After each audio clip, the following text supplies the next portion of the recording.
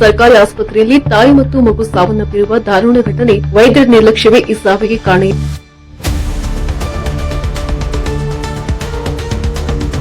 ಚಿಂತಾಮಣಿಯ ಸರ್ಕಾರಿ ಆಸ್ಪತ್ರೆಯಲ್ಲಿ ತಾಯಿ ಮತ್ತು ಮಗು ಸಾವನ್ನಪ್ಪಿರುವ ದಾರುಣ ಘಟನೆ ವರದಿಯಾಗಿದೆ. ವೈದ್ಯರ ನಿರ್ಲಕ್ಷ್ಯವೇ ಈ ಸಾವಿಗೆ ಕಾರಣ ಎಂದು ಮೃತ ಮಹಿಳೆ ಕುಟುಂಬಸ್ಥರು ಗಂಭೀರ ಆರೋಪ ಮಾಡಿದ್ದಾರೆ.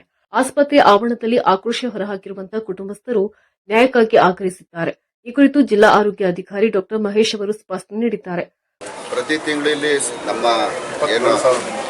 ಚಿಂತಾಮಣಿ ಸಾರ್ವಜನಿಕ ತಾಯಿ ಮಕ್ಕಳ ಆಸ್ಪತ್ರೆಯಲ್ಲಿ ಈಗ 60 ಬೆಡ್ ಇತ್ತು. 60 ಬೆಡ್ ಇಂದ ಈಗ 100 ಬೆಡ್ ಹೆಚ್ಚುವರಿ ಕೂಡ ಆಗಿದೆ.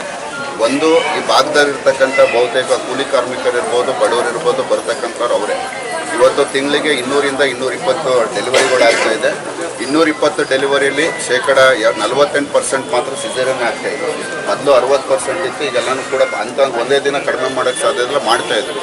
ಈಗ ತಾವು ಖಾಸಗಿ ಹಾಸ್ಪಿಟಲ್ದು ಕಂಪ್ಲೇಂಟ್ ಹೇಳಿದರೆ ಏನೇನು ಕಂಪ್ಲೇಂಟ್ ಇದೆ ಅದು ಹಂತವಾಗಿ ನಾವು ಕ್ರಮ ತಗೊಳ್ತಕ್ಕಂಥದ್ದು ಆಗ್ತದೆ.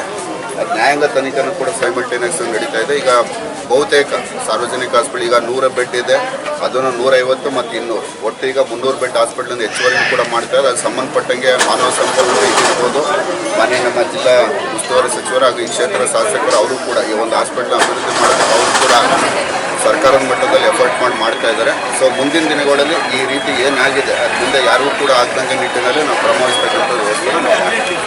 ಮೃತ ನರ್ಮದಾ ಎಂಬುವರು ಕುಟುಂಬ ಯೋಜನೆ ಶಸ್ತ್ರಚಿಕಿತ್ಸೆಗಾಗಿ ಚಿಂತಾಮಣಿ ಸರ್ಕಾರಿ ಆಸ್ಪತ್ರೆಗೆ ದಾಖಲಾಗಿತ್ತು. ಈ ವೇಳೆ ನಡೆದ ಎಡವಟ್ಟು ಮಹಿಳೆ ಸಾವಿಗೆ ಕಾರಣವಾಗಿದೆ ಎಂಬುದು ಸಂಬಂಧಿಕರ ದೂರು. ಇನ್ನು ಶಸ್ತ್ರಚಿಕಿತ್ಸೆ ವೇಳೆ ವೈದ್ಯರು ಕರಳನ್ನ ಕಟ್ ಮಾಡಿದ್ದಾರೆ. ಇದರಿಂದಾಗಿ ತೀವ್ರ ಸಮಸ್ಯೆಯಾದಾಗ ಅದನ್ನು ಮುಚ್ಚಿಡಲು ಪ್ರಯತ್ನಿಸಲಾಗಿದೆ ಎಂದು ಮೃತರ ಸಹೋದರ ನರಸಿಂಹಮೂರ್ತಿ ಆರೋಪಿಸಿದ್ದಾರೆ. ಆಪರೇಷನ್ ಬಳಿಕ ಗುಣಮುಖರಾಗದಿದ್ದರೂ ಕೂಡ ಸುಮಾರು 17ರಿಂದ 18 ದಿನಗಳ ಕಾಲ ರೋಗಿಯನ್ನ ಆಸ್ಪತ್ರೆಯಲ್ಲಿ ಇಟ್ಟುಕೊಂಡು ಸತಾಯಿಸಲಾಗಿದೆ. ತಾಯಿಗೆ ಸರಿಯಾದ ಚಿಕಿತ್ಸೆ ಇಲ್ಲದ ಕಾರಣ 2 ತಿಂಗಳ ಮಗುವಿಗೂ ಸರಿಯಾದ ಪೋಷಣೆ ಸಿಗದೆ ಕೂಡ ಮಗು ಸಾವನ್ನಪ್ಪಿದೆ ಎಂದು ಕುಟುಂಬಸ್ಥರು ಕಣ್ಣೀರು ಹಾಕಿದ್ದಾರೆ. ಈಗ ಸಂತೋಷ್ ಸರ್ ಗಮನಕ್ಕೆ ಈಗಾಗಲೇ ಗೊತ್ತಿದೆ. 1 ವರ್ಷ 2 ತಿಂಗಳಾಗಿದೆ. ನನ್ನ ಮಗಳು ಇದೇ ಹಾಸ್ಪಿಟಲ್ಗೆ ಬಂದಾಗ ವಾಣಿ ಮೇಡಮ್ ಅವರೇ ಡಾಕ್ಟರ್ ಇರ್ತಾರೆ. ನನ್ನ ಮಗಳ ಡೆಲಿವರಿಗೆ ಬಂದಾಗ ಇಲ್ಲಿ ತ್ರಿವೇಣಿ ಸಿಸ್ಟರ್ ಅಂತ ಇರ್ತಾರೆ. ತ್ರಿವೇಣಿ ಸಿಸ್ಟರ್ ಅವರು ಡಾಕ್ಟರ್ ಅವರು ಮಾತಾಡಬೇಕಾದ್ರೆ ನರಸಿಂಹಮೂರ್ತಿ ಅಣ್ಣ ನಮ್ಗೆ ಬೇಕಾದವರು ಬನ್ನಿ ಮೇಡಮ್ ಅವರೇ ನಾರ್ಮಲ್ ಡೆಲಿವರಿ ಆಗುತ್ತೆ ಮಾಡಬೇಕು ಅಂತಂದಾಗ ನೀವು ಹಂಗೆಲ್ಲ ಸಿಗಬಾರ್ದು, ನೀವು ಬರಬಾರ್ದು, ಮಗು ಅಡ್ಡ ತಿರುಗಿದೆ ಅಂತೇಳಿ ಬೇರೆ ಕಡೆ ಕಳಿಸ್ಬೇಕು, ಸೀರಿಯಸ್ ಇದೆ ಅಂತೇಳಿ ಅಂತ ಕಾಲೋನಿಯವ್ರು ದುಡ್ಡು ಕೊಡಲ್ಲ ಅಂತ ಮಾತಾಡಿರುವಂಥ ವಿಡಿಯೋ ಸಹ ನಮ್ಮಲ್ಲಿದೆ. ಅದು ನಮ್ಮ ಡಾಕ್ಟರ್ ಸಂತೋಷ್ ಸರ್ ಅವರು ಸಹ ನೋಡಿದ್ದಾರೆ. ಹಲವಾರು ಜನ ನೋಡಿದ್ದಾರೆ. ಈ ಸಂತೋಷ್ ಸರ್ ಜೊತೆ ಅವ್ರ ಸ್ಟಾಫ್ 3-4 ಜನ ನೋಡಿದ್ದಾರೆ. ಇಂಥ ಡಾಕ್ಟರ್ಗಳೆಲ್ಲ ಇದ್ದಾರೆ ಸರ್. ಇಲ್ಲಿ ದಯವಿಟ್ಟು ಇವೆಲ್ಲಾನು ಕಾನೂನುಬದ್ಧವಾಗಿ ನಾವು ಗಮನಿಸಿ ನಮ್ಮ ಸ್ನೇಹಿತರು ಹೇಳಿದಂಗೆ ಇವ್ರ ಮೇಲೆ ಸೂಕ್ತ ಕಾನೂನು ಕ್ರಮ ಜರುಗಿಸಬೇಕು ಸರ್. ಘಟನೆಗೆ ಕಾರಣರಾದ ಡಾಕ್ಟರ್ ವಾಣಿ ರೆಡ್ಡಿ ಹಾಗೂ ಇತರ ಸಿಬ್ಬಂದಿಗಳ ಮೇಲೆ ಕ್ರಮ ಕೈಗೊಳ್ಳಬೇಕು, ಲೋಕಾಯುಕ್ತ ತನಿಖೆ ಆಗಬೇಕೆಂದು ಆಗ್ರಹಿಸಿದ್ದಾರೆ. ಘಟನಾ ಸ್ಥಳಕ್ಕೆ ಭೇಟಿ ನೀಡಿ ಪರಿಶೀಲನೆ ನಡೆಸಿದ ಆರೋಗ್ಯ ಅಧಿಕಾರಿ ಡಾಕ್ಟರ್ ಮಹೇಶ್ ಅವರು ಘಟನೆಯನ್ನ ದುರದೃಷ್ಟಕರ ಎಂದು ಕರೆದಿದ್ದಾರೆ. ನರ್ಮದಾ ಎಂಬ 23 ವರ್ಷದ ಮಹಿಳೆಯ ಸಾವು ಇಲಾಖೆಗೆ ಅತ್ಯಂತ ನೋವಿನ ಸಂಗತಿ. ಶಸ್ತ್ರಚಿಕಿತ್ಸೆಯ ಸಂದರ್ಭದಲ್ಲಿ ಕರಳಿಗೆ ಗಾಯವಾಗಿರುವುದು ನಿಜ. ಅದನ್ನ ಹಿರಿಯ ಶಸ್ತ್ರಚಿಕಿತ್ಸಕರಿಂದ ಸರಿಪಡಿಸಲಾಗಿತ್ತು. ಮಗುವಿನ ತೂಕ ಕೂಡ ಕಡಿಮೆ ಇತ್ತು. ಈ ಸಾವುಗಳ ಕುರಿತು ಈಗಾಗಲೇ 3 ಹಂತದ ತನಿಖೆಗಳು ನಡೆಯುತ್ತಿವೆ. ಅದಾದ ನಂತರ ಲೋಕಾಯುಕ್ತದಲ್ಲಿ ಕೇಸ್ ಫೈಲ್ ಆಗಿದೆ. ನಮ್ಮ ಡಿಜೆಡಿ ಮತ್ತೆ ಸ್ಟೇಟ್ ಇಂದನೂ ಡಿಡಿಗಳು ಕೂಡ ಬಂದು ಆಲ್ರೆಡಿ ಅದನ್ನ ತನಿಖೆಯನ್ನ ಮಾಡ್ತಾ ಇದ್ದಾರೆ. ಈಗ ಅದು ಪೋಸ್ಟ್ ಮಾರ್ಟಮ್ ಕೂಡ ಆಗಿದೆ. ಸೊ ಈ ಸಂದರ್ಭದಲ್ಲಿ ಮಗು ಇರ್ತಕ್ಕಂಥದ್ದು ಮಗು ಸಾವನ್ನಪ್ಪಿದ್ರೆ ಇನ್ನೂ ದುರಾದೃಷ್ಟ. ಯಾಕೆಂದ್ರೆ ಮಗುನು ಕೂಡ ಚೆನ್ನಾಗಿ ಅದು ಇದಾಗಬೇಕಾಯಿತು. ಅದು 2 ದಿನದಿಂದ ಸ್ವಲ್ಪ ಜ್ವರ ಇತ್ತು ಅಂದ್ಬಿಟ್ಟು ಇಲ್ಲೂ ಬಂದು ಕೂಡ ತೋರಿಸಿದ್ದಾರೆ. ಪುನಃ ಮುದ್ದನಹಳ್ಳಿಗೂ ಕೂಡ ಹೋಗಿ ತೋರಿಸ್ಕೊಂಡು ಬಂದಿದ್ದಾರೆ. ಆ ಚಂಡಿ ಜಾಸ್ತಿ ಅಂದ್ಬಿಟ್ಟು ರಾತ್ರಿ ಸುಮಾರು 7:30-8 ಗಂಟೆ ಸಮಯದಲ್ಲಿ ರಾತ್ರಿ 7:30-8 ಗಂಟೆ ಸಮಯದಲ್ಲಿ ಜ್ವರ ಚಂಡಿ ಜಾಸ್ತಿ ಮಾಡ್ತಾ ಇದೆ ಅಂತ ಸಂದರ್ಭದಲ್ಲಿ ಪುನಃ 108 ಆಂಬ್ಯುಲೆನ್ಸ್ ಮುಖಾಂತರ ಇಲ್ಲಿ ತಂದಿದ್ದಾರೆ. ಆನ್ ದಿ ವೇ ಅದು ಡೆತ್ ಆಗಿದೆ ಅಂತ ಹೇಳಿದ್ದಾರೆ. ಸೊ ಮಗು ಆಗಿರ್ಬೋದು, ತಾಯಿಗೆ ಪ್ರತಿಯೊಂದು ಜೀವ ಕೂಡ ಭಾಳ ಮುಖ್ಯ. ಅದು ಯಾವುದೇ ಒಂದ್ಸಲ ಇರ್ತಕ್ಕಂಥ ಜೀವ ವಾಪಸ್ ಬರೋದು ಕೂಡ ಯಾರಿಗೆಲ್ಲೂ ಕೂಡ ಶಕ್ತಿ ಇರೋದಿಲ್ಲ. ಈಗ ಆಗಿರ್ತಕ್ಕಂಥ 2 ಕೂಡ ದುರಾದೃಷ್ಟ. ಅದಕ್ಕೆ ನ್ಯಾಯ ಕೊಡಿಸ್ತಕ್ಕಂಥ ವ್ಯವಸ್ಥೆ ಈಗ ಆಗಲ್ಲ. ಈಗ ಆಲ್ರೆಡಿ ಸೈಮಲ್ಟೇನಿಯಸ್ ಆಗಿ 3 ಹಂತದಲ್ಲಿ ತನಿಖೆ ಆಗ್ತಾ ಇದೆ. ಒಂದು ಲೋಕಾಯುಕ್ತ ಆಗಿದೆ, ಒಂದು ಸುಮೋಟೋ ಲಾಯರ್ ಇದ್ರ ಕಡೆಯಿಂದ ಜಡ್ಜ್ ಕಡೆಯಿಂದ ಆಗ್ತಾ ಇದೆ, ಇಲಾಖೆ ಕಡೆ 3 ಹಂತದಲ್ಲೂ ತನಿಖೆ ಆಗ್ತಾ ಇದೆ. ಸೂಕ್ತವಾದಂಥ ನ್ಯಾಯ ಕೊಡಿಸಿದ ನಿಟ್ಟಿನಲ್ಲಿ ನಾವು ಮಾಡ್ತೀವಿ, ಕೊಡಿಸ್ತೀವಿ. ಲೋಕಾಯುಕ್ತ ತನಿಖೆ, ಇಲಾಖಾ ಮಟ್ಟದ ತನಿಖೆ ಮತ್ತು ಪೊಲೀಸ್ ಇಲಾಖೆಯ ತನಿಖೆ, ತಪ್ಪಿತಸ್ಥರ ವಿರುದ್ಧ ಕಾನೂನುಬದ್ಧ ಕ್ರಮ ಕೈಗೊಳ್ಳುತ್ತೇವೆ ಹಾಗೂ ಕುಟುಂಬಕ್ಕೆ ನ್ಯಾಯ ಕೊಡಿಸುತ್ತೇವೆ.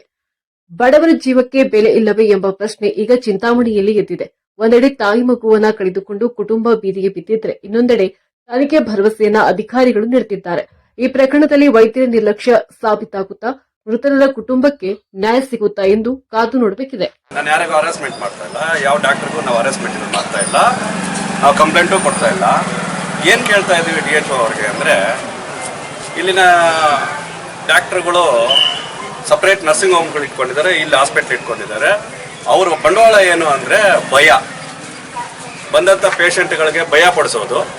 ಭಯ ಪಡಿಸಿ ಎಲ್ಲರ ಹತ್ರನೂ ಏನು ಗರ್ಭಿಣಿ ಸ್ತ್ರೀಯರು ಬರ್ತಾರೆ ಅವ್ರ ಹತ್ರ 1 ಲಕ್ಷ ರೂಪಾಯಿವರೆಗೂ ವಸೂಲಿ ಮಾಡ್ತಾ ಇದ್ದಾರೆ ಈ ಹಾಸ್ಪಿಟಲ್. ಎಲ್ಲರೂ ನರ್ಸಿಂಗ್ ಹೋಮ್ಗಳು ಇಟ್ಕೊಂಡಿದ್ದಾರೆ. ಅದಕ್ಕೆ DHO ಅವ್ರ ಗಮನಕ್ಕೆ ತರ್ತಾ ಇದ್ದೀನಿ, ಯಾರು ನರ್ಸಿಂಗ್ ಹೋಮ್ಗಳು ಇಟ್ಕೊಂಡಿದ್ದಾರೋ ಅವರು ಇಲ್ಲಿಂದ ಖಾಲಿ ಮಾಡಬೇಕು. ಇದ್ರೆ ಇಲ್ಲಿರಬೇಕು, ಇಲ್ಲ ಅಲ್ಲೇ ಅವ್ರು ನರ್ಸಿಂಗ್ ಹೋಮ್ ಇಟ್ಕೋಬೇಕು. ಅದ್ರ ಜೊತೆಯಲ್ಲಿ ಇಲ್ಲಿ ಪೇಷಂಟ್ಗಳನ್ನ ಫಿಕ್ಸ್ ಮಾಡ್ಕೊಳ್ಳೋದು 1 ಲಕ್ಷಕ್ಕೆ, 1.5 ಲಕ್ಷಕ್ಕೆ, 2 ಲಕ್ಷಕ್ಕೆ ಈ ಥರ ಪ್ರಾಣಗಳು ತೆಗೆಯೋದು, ಒಬ್ಬದೇ ಇದ್ರೆ ಈ ಥರ ಪ್ರಾಣಗಳು ತೆಗೆಯೋದು ಎಲ್ಲ ಮಾಡ್ತಾ ಇದ್ದಾರೆ ಇಲ್ಲಿನ ಡಾಕ್ಟರ್ಗಳು. ಅದನ್ನು ನೀವು ಇವತ್ತೇ ಅದನ್ನ ಕಂಟ್ರೋಲ್ ಮಾಡಿ, ಯಾರು ನರ್ಸಿಂಗ್ ಹೋಮ್ಗಳು ಇಲ್ಲಿಗಾಲ ಇಟ್ಟಿದ್ದಾರೋ ಇಲ್ಲಿ ಇದ್ಕೊಂಡು ಅವ್ರಿಗೆಲ್ಲ ಲಾಕ್ ಮಾಡಬೇಕು, ಇಲ್ಲಿಂದ ಇಲ್ಲಿ ತೆಗೆದ್ಬಿಡ್ಬೇಕು. ತೆಗೆದೇ ಇದ್ರೆ ಅವರು ಇಂಥ ಕೆಲಸಗಳೇ ಮಾಡ್ಕೊಂಡು ಹೋಗ್ತಾ ಇರ್ತಾರೆ. ಮತ್ತೆ ಸರ್, ನಾವು ಸರ್ಕಾರಿ ಹಾಸ್ಪಿಟ್ಲಿಗೆ ಬರುವಂಥವ್ರು ಎಲ್ಲರೂ ಬಡವರು ಮಾತ್ರನೇ ಬರೋದು, ಲಕ್ಷಗಳು ಇಟ್ಕೊಂಡು ಯಾರೂ ಬರೋದಿಲ್ಲ. ಯಾರು ದುಡ್ಡು ಕೊಡೋದಿಲ್ವೋ ಅವ್ರ ಪ್ರಾಣ ತೆಗಿತಾ ಇದ್ದಾರೆ. ಆದ್ರಿಂದ ನೀವು ಇವಾಗ ಏನ್ ಮಾಡ್ತಿರೋ, ನಮ್ಮ ಮಗುಗೆ ಏನು ಇವಾಗ ಸತ್ತೋಗಿದ್ದಾರೆ 2 ಪ್ರಾಣಕ್ಕೆ, ಅವ್ರ ಮೇಲೆ ಕೊಲೆ ಮೊಕದ್ದಮೆ ಆಗ್ಬೇಕಾಗತ್ತೆ. ಯಾಕೆ ಕೊಲೆ ಮೊಕದ್ದಮೆ ಆಗ್ಬೇಕಂದ್ರೆ, ಭಯ ಬಂಡವಾಳವಾಗಿ ಮಾಡಿಕೊಂಡು ಇವ್ರು ನರ್ಸಿಂಗ್ ಹೋಮ್ಗಳನ್ನ ಇಟ್ಕೊಂಡು ಇವ್ರು ದುಡ್ಡು ಕೊಡ್ಲಿಲ್ಲ ಅಂದ್ರೆ ಅವ್ರನ್ನ ಸಾಯಿಸ್ಕೊಂಡು ಹೋಗ್ತಾ ಇದ್ರೆ ನಾವು ಬಡವ್ರು ಹೆಂಗೆ ಇಲ್ಲಿಗೆ ಹಾಸ್ಪಿಟ್ಲಿಗೆ ಬರಬೇಕು? ನೀವೇ ಹೇಳ್ಬೇಕಾಗಿದೆ. ನಾವು ಮಾತಾಡ್ತಾ ಇರೋದು ಯಾರಿಗೂ ಹರಾಸ್ಮೆಂಟ್ ಕೊಡ್ತಾ ಇಲ್ಲ, ಯಾರಿಗೂ ತೊಂದರೆ ಕೊಡ್ತಾ ಇಲ್ಲ, ಯಾವುದೇ ಡಾಕ್ಟರ್ಗಳಿಗೆ ನಾವು ದುಡ್ಡು ಕೇಳ್ತಾ ಇಲ್ಲ, ಯಾವುದೇ ಡಾಕ್ಟರ್ಗಳಿಗೆ ನಾವು ಭಯ ಪಡಿಸ್ತಾ ಇಲ್ಲ. ನಮ್ಮ ಇಲ್ಲಿಗೆ ಬರುವಂತ ಎಲ್ಲಾ ರೋಗಿಗಳಿಗೂ ಭಯ ಪಡಿಸ್ತಾ ಇದ್ದಾರೆ ಇಲ್ಲಿನ ಡಾಕ್ಟರ್ಗಳು.